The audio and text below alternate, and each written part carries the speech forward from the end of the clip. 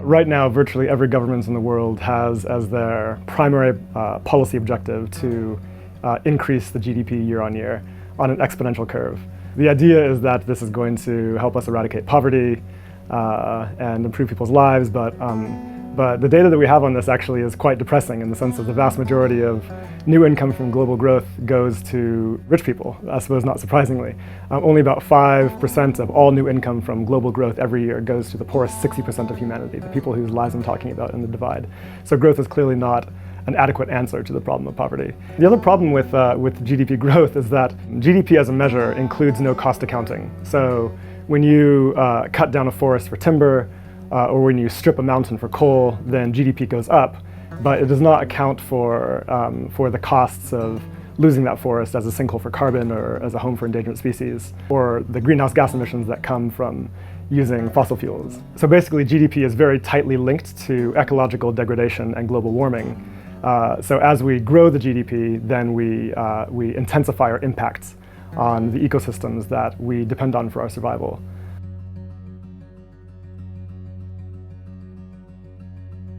It's understandable that people would have thought that exponential GDP growth was a good idea back in the early 20th century when the population was small and the wilderness was expansive or seemed to be.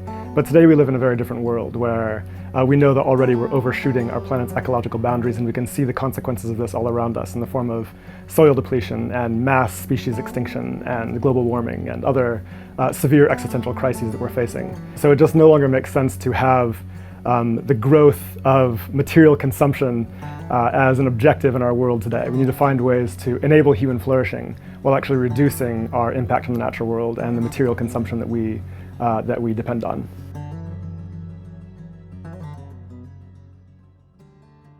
So right now, ecologists are telling us that we're overshooting our planet's ecological capacity by about 60% each year, right?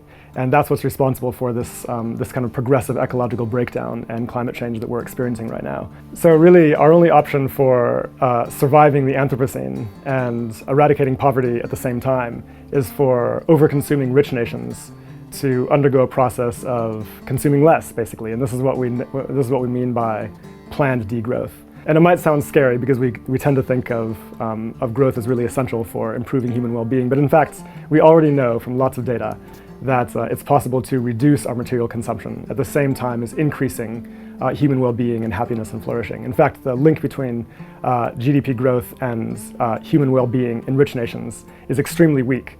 It only really works up to a certain point, and after that, then further increases in GDP growth and consumption do not yield increases in human well-being. So again, what we need to do is find ways of enhancing human flourishing while at the same time decreasing growth and material consumption so that we can thrive within the limits of our planet's ecology.